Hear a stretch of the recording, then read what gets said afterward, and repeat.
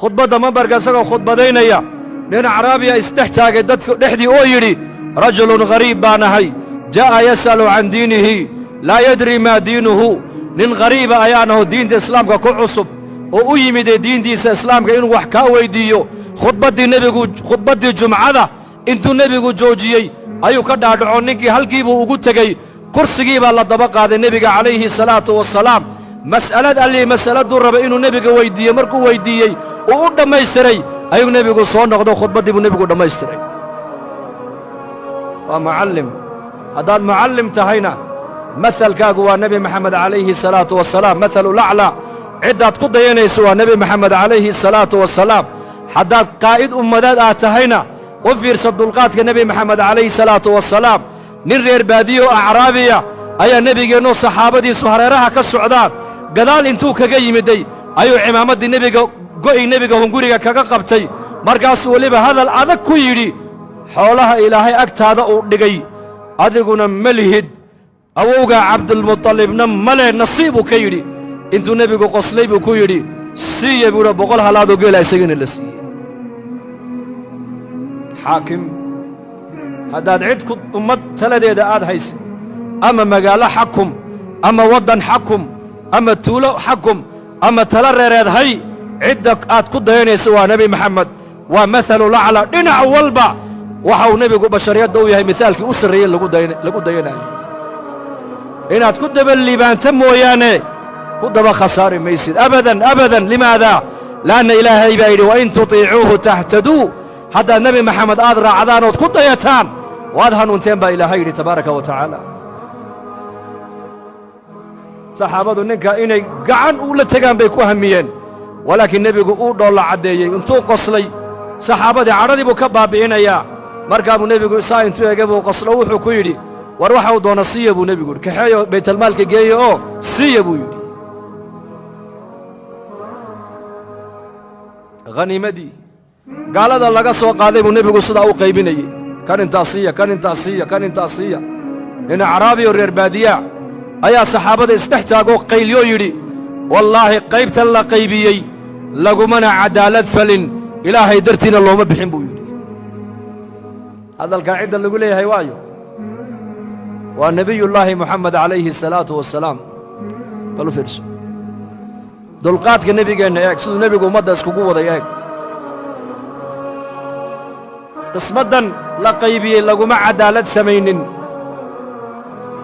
ilaahay dartiina loogama jeedo hadalkaa ninkan lagu leeyahay maaha shakhsi kale waa nebi maxamed markaa cabdulaahi bni mascuud radia allaahu canhu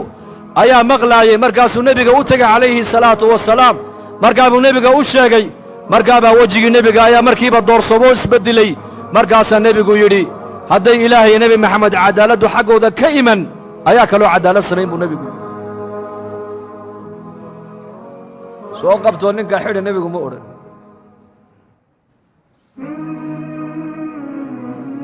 isbarbar dhig madaxda zamankan ummadda taladeeda haysa waddankay dooni ha joogaan iyo qaa'idulacdam qaa'idkii weynaaya ummadda hoggaankayga ilaahay noogu dhiibay halkay kala joogaan bal isku eg saasuu eegay nebigu sal alla alay slam markaasuu yidhi ilaahayo nebi maxamed hadday iyaka cadaaladdu xaggooda ka iman ayaa kaloo cadaalad samayn kara buu rasuulku yidhi markaa buu nebigu yidhi walaalkay muuse calayhi asalaam intaa in ka badanba waa la dhibo uu sabray buu rasuulku yidhi leanna qur'aankaa nebiga qabanaayey qur'aanku waa usuulu dacwa usuusha dacwadda qur'aankaa laga bartaa qofka muuminka waxaa xakamaynaya waa qur'aanka weeyaan haddaad cadhooto qur'aanka ku noqo haddii lagugu gafo qur'aanka ku noqo haddaad talo ummadeed kaa gurracanto qur'aanka ku noqo waa inaad noqotaa marjacaaga waa inuu ahaadaa qur'aanka limaada li'anna qur'aanku waa kalaamka ilaahay tabaaraka wa tacaala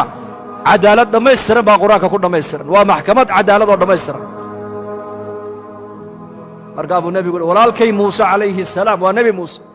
intaa in ka badan ba isagana waa la dhibo uu iska sabray dee anigana waa sabri bay ka dhigan tahay markaa wax kale iima yaallo sabirunbaa ii yaallo weeyaan sabir badana dulqaad badana nebigeennu calayhi salaatu wasalaam dulqaad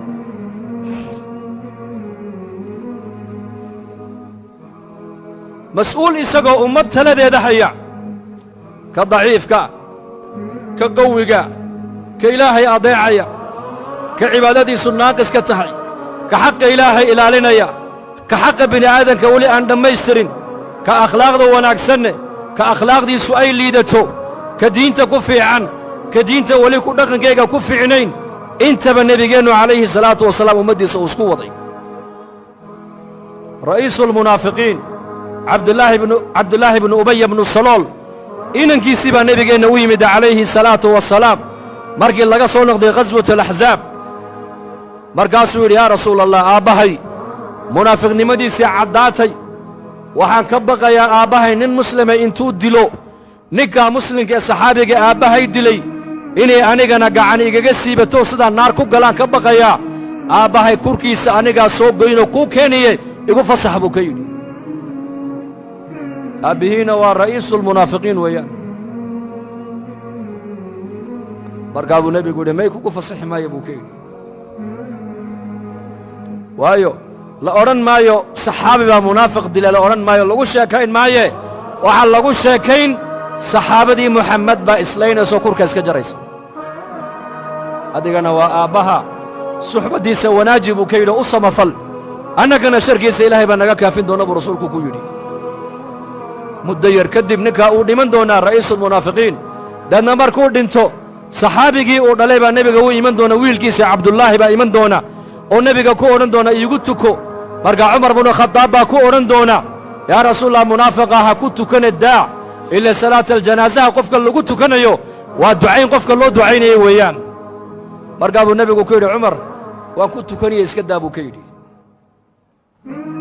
markaa buu yidhi yaa rasuula allah ma ninkii munaafiqnimadiisu ay caddahay qur-aankuna uu fadeexadeeyey maad ku tukanaysaa markaa buu yidhi yaa cumar aniga khiyaar baa ilaahay ii siiyo waa kii yidhi istakfir lahum aw laa tastakfir lahum in tastakfir lahum 70 maratan falan yakfir allaahu lahum khiyaar baa ilaahay aniga ii siiyo waa ka ilaahay igu leh haddaad doonta u dembi dhaaf dalab oo u duceey weeyaan haddaad doontana haba u ducayn haddaad kuwaa 70 jeer ilaahay aad dembidhaaf u weyddiisana loo dembi dhaafi maaya baa laygu yidhiye khiyaar baa laysiiyo khiyaarkaa horreeye han ku tukadee cumarow iska kaydaa buu nebigu ku yidhi nebigu waa og yahay ninkaa salaadda nebi maxamed uu ku tukanayo inaysan waxba u taraynin waa og yahay laakiin nebigu ayuu ilaalinayaa wiilkiisa saxaabiga ee jaliilka ee dharaariya habeen nebiga ag taagan ee diinta islaamka difaaceega dhiiggiisa ula diyaaray inuu ku bixiyo kaabuu nebigu qalbigiisa dhowrayaa markaa nebigu ummaddiisa uu isku wadaa uu ha ku tukaday nebigu calayhi salaatu wasalaam haddana markaasuu yidhi yaa rasuula allah qabrigiisana noo raaco balkaalayo haddana halkaana nala dul joogso lacalla laga yaabaa duljooggaagaa ilaahay inuugu naxariista aabbahaye markaasuu raacay rasuulku cumar binu khadaab baa nebiga gacanta hor dhigoo yidhi yaa rasuula allah nimanka munaafiqiinta qabuurooga ha tegina ka joog haddaba markaa buu nebigu gacantii cumar iska qaado wuxuu yidhi cumarow khiyaar baa aniga ilaahay ii siiyee khiyaarka ha iga qaadine iska kaydaa buu nebigu ka yidhi cumarow uu tegey qabrigiina nebigu waa kor taagay waa u duceeyey uu ka soo noqday soo noqodku soo noqdaa nebiga qur-aanka ku soo degaaya oo la leeyahay walaa tusalli calaa axadin minhum maata abadan walaa taqum calaa qabrihi innahum kafaruu billaahi wa birasuulihi wamaatuu wahum faasiquuna baa lagu yidhi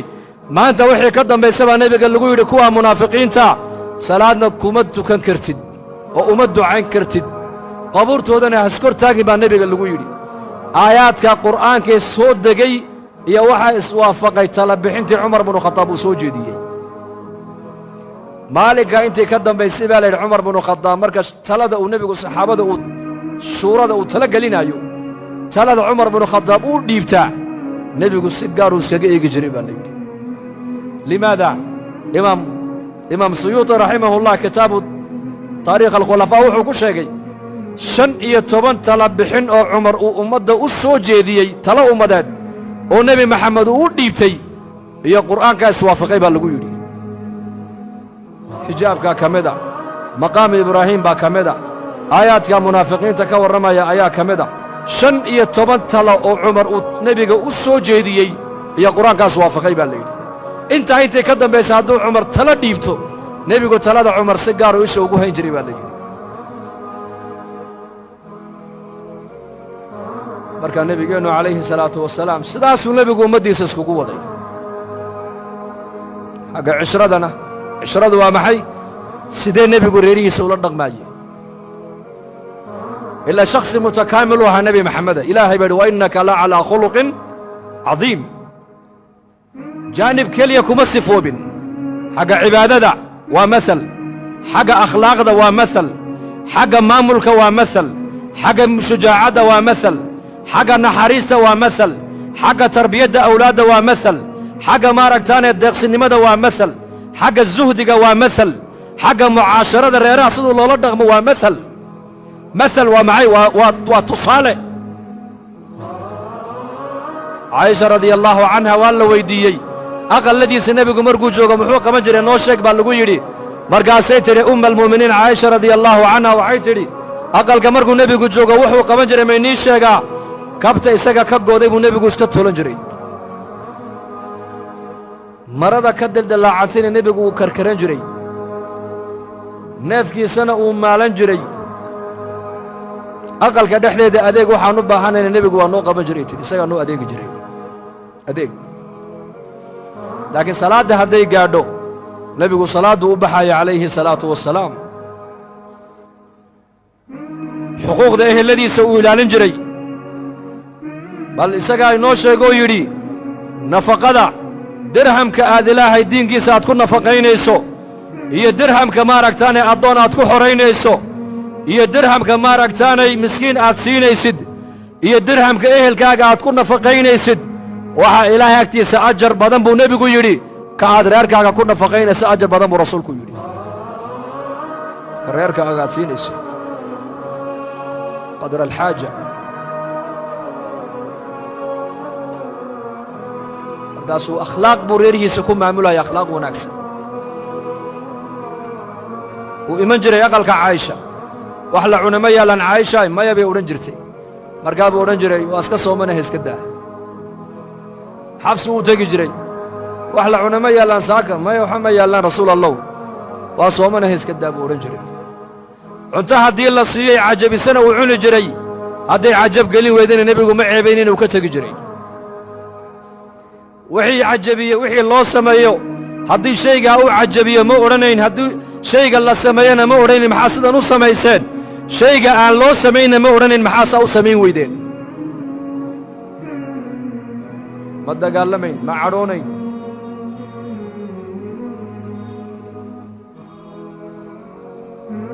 hal mar bay dumarkiisu nebiga ay intay isku yimaadeen yidhaahdeen muu nebigu biilna siiyo masaariif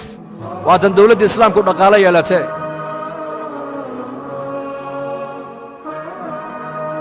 wuu ka hijrooday nebigu dumarkiisii jibriil baa u yimid oo waxaa lagu yidhi reerahaagii adduunyaa soo gasho adduunyay ka fikireene ka dheerow baa lagu yidhi 22 cishuu nebigu maskiidka iska galay baa la yidhi ilaa magaaladii madiine war waxaa galay la leeyahay nebigu xaasaskiisii uu furay cumar baa socday inantiisii xabsuu u tegey aabba nebigu muu ku fura maya nama furin maxaad samayseen wallaahi waxaan samaynoo dembi weyn annagu ma garanayne waan isku imannoo waxaan soo hadal qaadnoo nidhi waatan dawladdii islaamku dhaqaalo yeelatee muu nebigu masaariif inoo qor haddeetoo masaariif yaroo biila abuubakar baa socday inantiisii caayishuu u tegey maa lagu furay maylayma furin aabbo maxaa dhacay nebigu uu niga jiroodaan maqallee waxay tidhi nebi allow aabbo dembi kale ma samayne waxaan isnidhi keliya haddaan haweenkii nebiga nahay dawladdii islaamku waata dhaqaalo yeelatee xoogaha masaariifa nebigu meel haynii saaro ma intaasuunba haa waa intaa deedna markaasaa nebiga aayadahan ku yaalla suurat alaxzaab aayaatu takhyiir ee kala doorashada ee la leeyahay nebi maxamed ilaahay iyo rasuulkiisa iyo daarta aakhiro dhinaca iyo adduunyadiiyo ziinadeeda oo dhinaca kala doorta